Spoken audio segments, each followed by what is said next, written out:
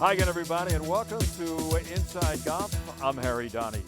Imagine that you have a passion for a game, in this case, the game of golf, and eventually you land a job with Sports Illustrated to write about anything and everything connected to that game that you love. Well, that's the story of Michael Bamberger, an adopted Philadelphian whose coverage of golf has been documented in hundreds of newspaper and magazine articles, and now podcasts and a list of books.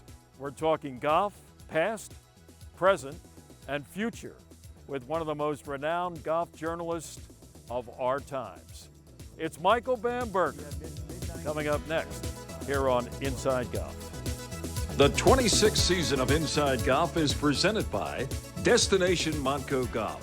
Your next golf getaway is in Valley Forge in Montgomery County, Pennsylvania. Visit valleyforge.org. By the First Tee Greater Philadelphia. The First Tee not only helps young men and women become better golfers, but most important, better people. Get involved. Visit firstteephiladelphia.org. By the Philadelphia Association of Golf Course Superintendents, a community of professionals enhancing the game of golf since 1925. Make sure you thank your golf course superintendent today. By the Golf Association of Philadelphia, GAP, celebrating amateur golf since 1897. By Jersey Man and Philly Man Magazine, a digital publication and private business network. Read the current issue free at jerseymanmagazine.com. By the Haverford Trust Company. For life's must-haves, there's Haverford. And by Inside Golf's partner since 1998, the Philadelphia PGA Section, the experts in the game and business of golf. Golf is the great equalizer. For many, this journey is an escape from reality, a chance to be part of a team, a career opportunity. PGA Reach impacts lives through golf by lifting people up, giving them hope, and sending them down an alternate path that they never saw coming. With PGA Reach Philadelphia, as in life and in golf, the most important shot you take is the next one.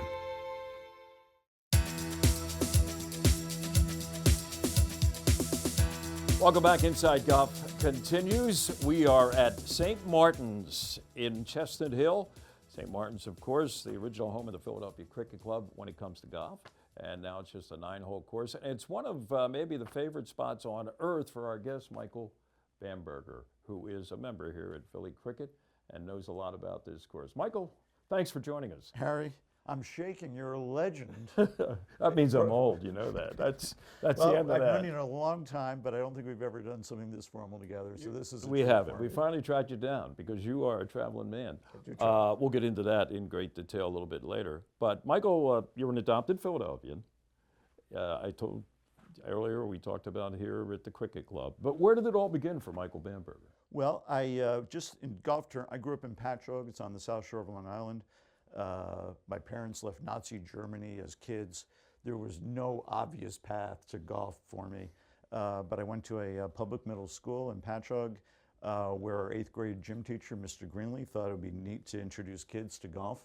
And that started me down a path that's in the mid-'70s, and here we are in 2023. That has enriched literally every single day of my life ever since. So, but I was lucky to grow up in the time and the place that I did. There were public courses that we could play reasonably.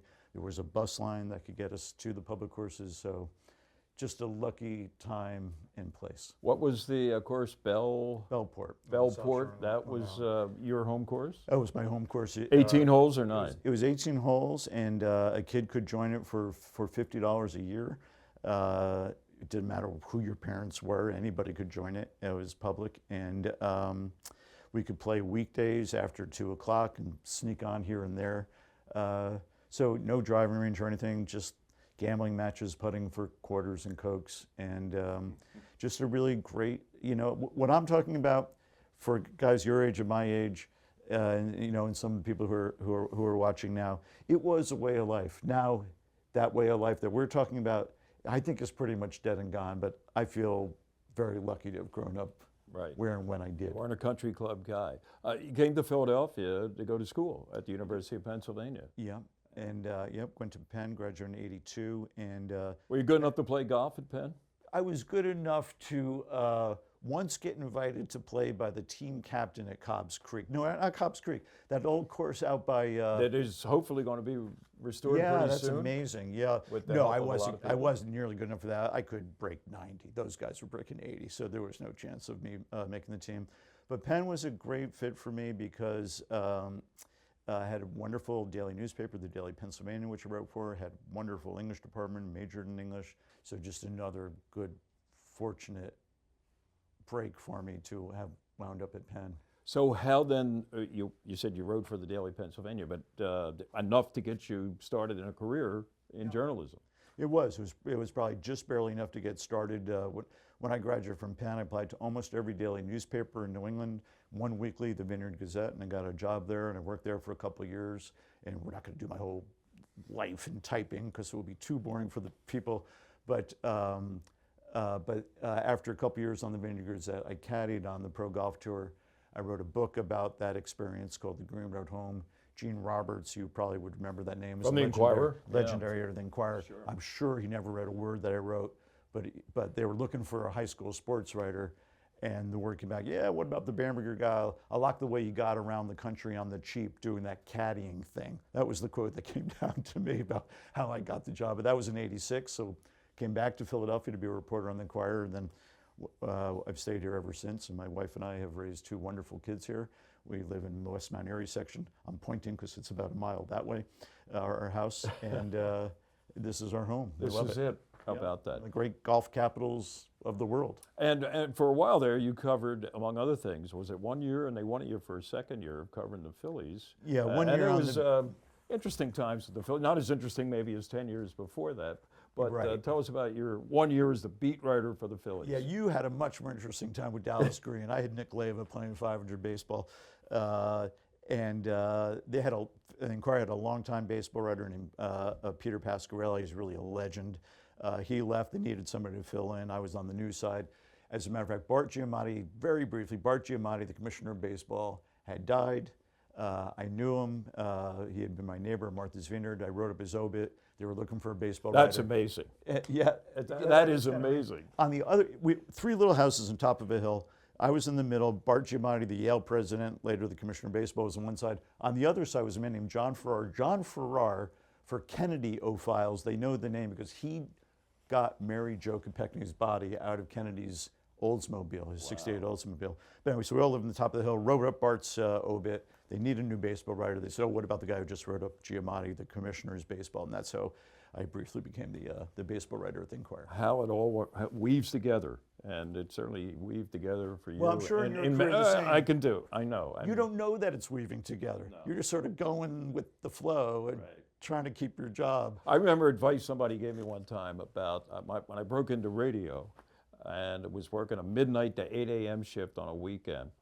And the guy that hired me said, look, you know, the hours aren't great, the pay's not great, and maybe the job isn't either. But every time you open that microphone, your potential next boss may be listening. So treat it that way. Yeah. And put on the best effort you can. And I still use that. I pass that information on to young people, and I'm sure you do the same thing, because you never know where it's going to lead you. And sometimes it's to the top of your game. You know the DiMaggio version of that same bit of advice? I don't think so. Well, you know, this is not accurate at all. It's 13-1. The Yankees are definitely going to lose. DiMaggio's in center field, and you know he makes a diving attempt and maybe catches a meaningless line drive in a game the Yankees absolutely would not win. There's a risk of injury. Joe, why'd you try so hard on that play? There may be somebody who's never watched me play before. How about that? You know, he's going to give it his all every time out. And you know who does that spectacularly? And we could talk about Tiger all day and all night. I've covered him since he's a teenager. But Tiger Woods absolutely gave every single shot I ever saw him play everything he had. And that's why when Tiger talks about of all his many accomplishments, that the cut record, I don't know the number, I think it's 142, is one of the records that he holds most years, because it meant that every time he shot a Thursday 75, he might have had flu, whatever it was, he came to play on Friday and made that cut. All right, he didn't mail it in. We'll take a break. Be back with Michael Bamberger to talk about Tiger a little bit, because Michael was there when this kid, Tiger Woods, was kind of exploding on the scene. Stay with us. We're with Michael Bamberger, talking golf on Inside Golf.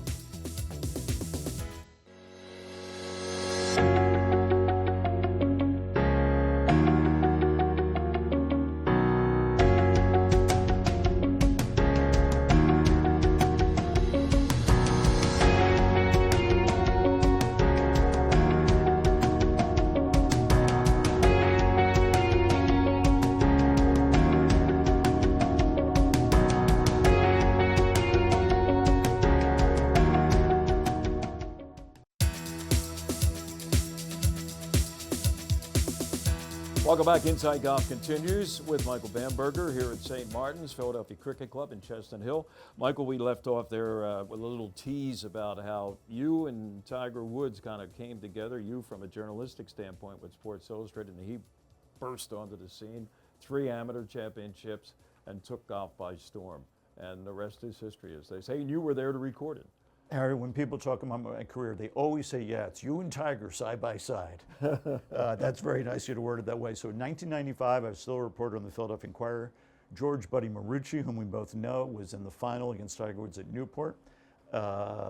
Christine and our kids were out of town. I got a friend, the Ferraro family, who lived right near here, to watch our dog Slippers for the day. Drove up to Newport and caught the 36-hole final. And that was the first time I ever saw. That was the second of his 3 U.S. amateur titles, and saw Tiger in action for the first time. Saw the interaction with his dad, Butch Harmon. It was an absolutely extraordinary day, and Marucci did incredibly well to hang on there for as long as he did, because there was night and day. I mean, you didn't have to know anything about golf to know that one guy was a horse and the other guy was, you know, a horse in a field, basically, compared to a thoroughbred of all thoroughbreds. And Marucci hung with him for a long time. Yeah. Well, we had Bill Fazio on the show. Bill Fazio was on the bag for Buddy for that entire tournament. Yes, I remember that now. Yeah, Billy's still around, and I know you're watching, Bill, so you're getting a little prop here. But anyhow, so then Tiger takes off, and you're along for the ride. And you know, your career at Sports Illustrated, who were the other personalities then in golf? And we're talking, what, in the late 90s, early 2000s? Yeah, mid-90s. In 95, I left the Inquirer to join Sports Illustrated, and Tiger blew up. There was insatiable level of interest in him. So I covered Tiger when he was, I guess, a 19-year-old amateur then. He's won 15 major championships. I've been to all of them but one. The one that I did not attend, our mutual friend Joe Logan and I were covering the U.S. Women's Open in Chicago. And Joe said, "What are you doing here?" I said, "Well, they needed someone to cover this. They got other people, Jaime Diaz and others, covering the British Open at the Old Course." And Joe says, "Who did you piss off?" But anyway, and I can hear Joe saying that, by the way. Anyway, there's a lot of Joe Logan stories we could tell. But yes, so I've really been lucky enough to document Tiger's entire career. He's a very complicated person off the course. I would say he is one of the most spectacular athletes of all time on the course. I know a lot of the viewers have seen him at Aronimink and other places, and certainly on TV. What you're seeing is someone who is completely, totally committed to every golf shot he played. Whatever was going on in his life, he could put those distractions aside and completely focus on the shot and the problem at hand. And it was inspiring, actually, to watch, no matter what you thought of him as a person. Did he read stuff that you wrote about him? I think he had the stuff read to him, as the baseball players would say. I would sort of hear through Mark Steinberg, his agent, or so others. He would never see you on the range or something and come up to you and say, "Hey, why did you say this?" or something like that. He would never do that, because that would be proof that you were in his head. Okay. And that was sort of part of his whole military training. But once he nodded to me, he had won the British Open at Hoylake after his dad died. And I wrote a story. This one, the headline in the cover of Sports Illustrated, "This one's for you, Pops." And the next time he saw me, he nodded warmly at me. And that's the most personal thing. Well, you touched a nerve, because he idolized Earl Woods, right? Yeah. Despite whatever you think of Earl Woods or whatever you think of Tiger, he was the son of Earl Woods. No question. You nailed that. Absolutely agree with that. Now, you've written several books. The number is what, about 9, 10, 11, something like that. And the most recent one is out, just coming out now. It's called The Ball in the Air. You have 3, for want of a better term, protagonists, but you have several other characters in that book. And a lot of it is about you. And I hope you don't mind me saying, when I finished your book, and I recommend it to everybody, not just golfers, it's almost as much of an autobiography of Michael Bamberger in some regards as it is the lives of these characters, the 3 main characters and others that come along. You share a lot in that book about what golf means to you, especially. Well, I think that's an insightful reading of it. I didn't intend it to be that, but my editor, my editor, who I think once shot 31 here at the St. Martin's course where we are. He's a really good golfer. He said, "This is your most personal book. It reveals the most about you." I'm 63, 62, about to turn 63, and I figured this was a chance for me to try to explore and explain why this game has such a hold on you and me and literally millions of others in a personal way. So I'm not trying to just, quote, tell my life story, because I don't think people would be interested in it. But I think people would be interested in exploring why this game has a hold on people from so many different backgrounds. There are people, and we've known them, who have an obsessive interest in golf where it actually, like alcoholism, could influence their career, their family life, their financial life in a negative way. That's the 0.01%. Basically, golf does nothing but enrich a person's life, in my experience. I would agree. I would agree. And it's always about the people you meet, the people you play with, and who share the love for the game and a lot of other things that you have in common. We're going to take a break. Our teed-off panel is ready, and then when we come back with Michael to wrap up today's show, I'm going to talk about a story of Lenny Dykstra and Michael Bamberger in a big match at the cricket club. Stay with us. Seems the better he gets. You see Chip Lutz and Don every year on the Senior and Super Senior.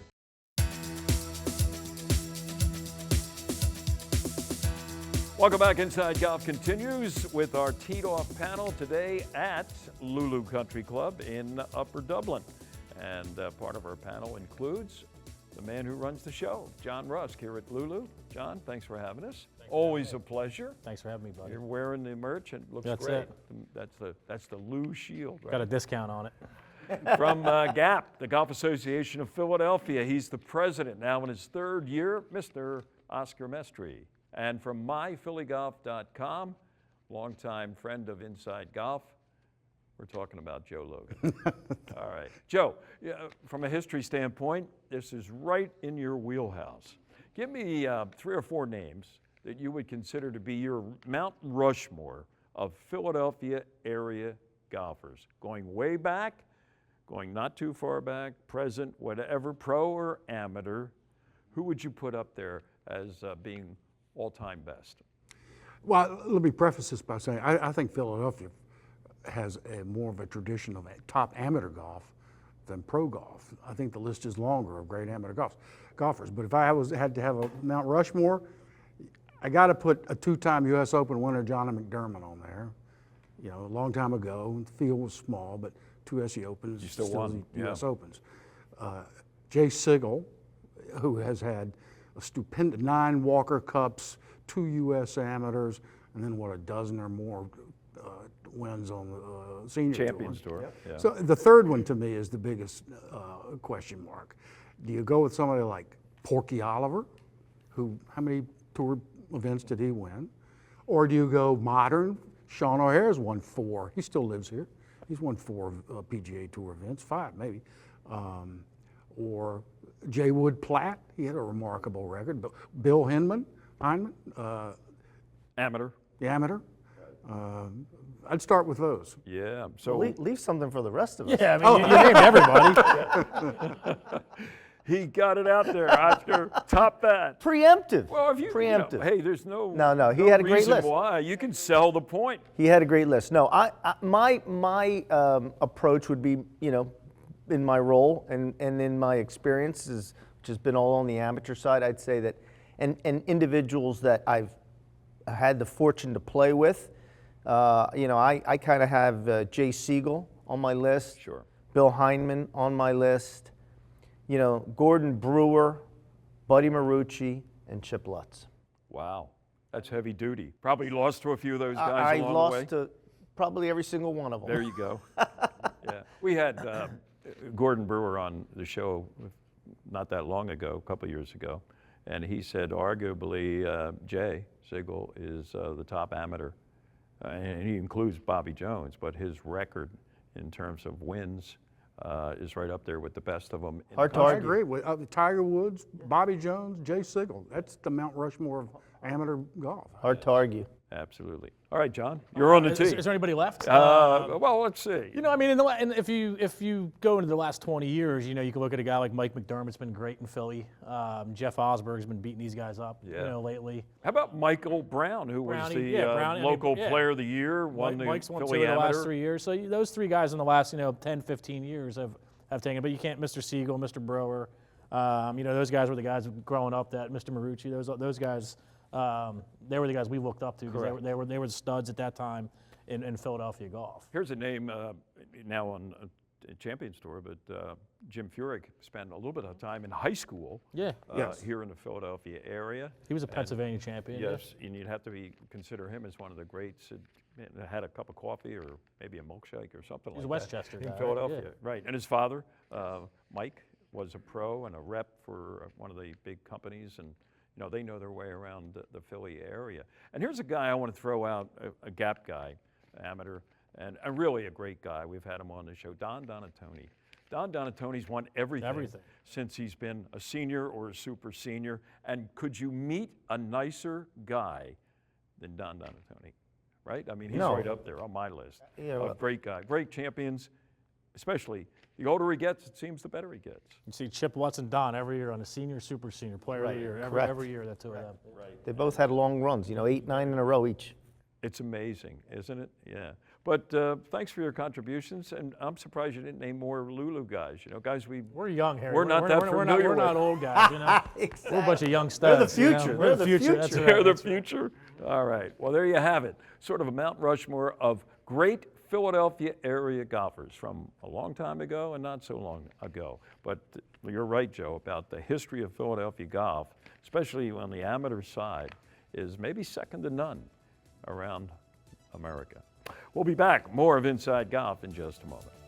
Designed by Donald Ross, Lulu Country Club is one of the premier private golf courses in Montgomery County. This classic 18-hole course boasts a new state-of-the-art clubhouse with many amenities for members to enjoy. Members are invited to play in events, tournaments, and enjoy guest privileges. For more information, contact membership at lulucc.com. We're here at Valley Forge National Historical Park, gearing up for the 17th edition of the Valley Forge Revolutionary 5-Mile Run. And what a perfect way to get ready for the golf season. Coming in, logging the miles, either 5 in the race or 2 in the walk during our annual Revolutionary Run, scheduled for April 16th, 2023. If you'd like to register for this event, you can visit revolutionaryrun.org. You can register right up until April 15th at noon. Again, you can register for the race or for the walk. And what a great way to celebrate your success in the running and walk by visiting one of our breweries after.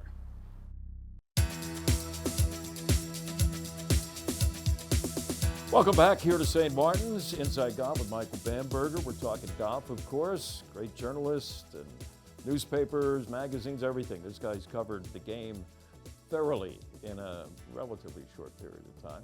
But you also play the game. And you had a memorable match one time, if you could close the show on this story, with Lenny Dykstra. You had him here as a guest. You got involved in a little action. Yeah. And what happened? Yeah. Well, as you know, the cricket club and baseball have close ties. Dave Montgomery, Dave. the longtime Phillies executive and later president, who just a beloved person here, but he would bring a lot of the Phillies here for various reasons. I played with Hal Lanier and Nick Leva and other people here. But Lenny Dykstra, as everybody who knows anything about Lenny, was really a compulsive gambler. And it was Lenny and me. Lenny was batting about .410, I want to say, in May of 1990 when we had this particular match. Maybe not that high, but I would say north of 400. And it was Lenny and me against 2 Mercedes dealers, one of whom was also a cricket club member. And those guys are playing a $500 Nassau. So I said to the other Mercedes dealer, I mean, I'm a working newspaper reporter. There's no chance of paying that kind of money. So we agreed. We'll dumb it down a little, right? We'll dumb it down a lot. So we agreed we'd play for 1/10 of whatever they're playing. So this is way out of my league. Lost the first hole. I whiffed a putt on the second hole to go 2 down. I apologized to Lenny on the third tee. Lenny says, because, you know, I'm playing for Lenny's money now. And Lenny says, we're better than these guys. We'll beat them. We won the third hole. I think Lenny made it 2, maybe I did, but I know we won the third hole. We won every which way you could win. So I won 150, but Lenny won. He won a lot more. He won a lot. He won a lot more. The dude. And it was a little illustration of athletic swagger. I had none. He was loaded with it then. We've seen, once you stop playing ball, that athletic swagger can hurt you. And therefore intimidation. Yeah. And he was a good putter. That helps. There you go. Michael and Lenny, big day here at the Cricket Club. Back when?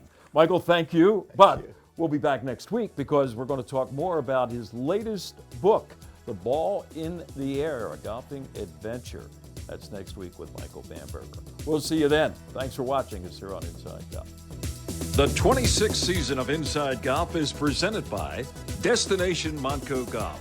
Your next golf getaway is in Valley Forge in Montgomery County, Pennsylvania. Visit valleyforge.org. By the First Tee Greater Philadelphia. The First Tee not only helps young men and women become better golfers, but most important, better people. Get involved. Visit firstteephiladelphia.org. By the Philadelphia Association of Golf Course Superintendents, a community of professionals enhancing the game of golf since 1925. Make sure you thank your golf course superintendent today. By the Golf Association of Philadelphia, GAP, celebrating amateur golf since 1897. By Jersey Man and Philly Man Magazine, a digital publication and private business network. Read the current issue free at jerseymanmagazine.com. By the Haverford Trust Company. For life's must-haves, there's Haverford. And by Inside Golf's partner since 1998, the Philadelphia PGA Section, the experts in the game and business of golf.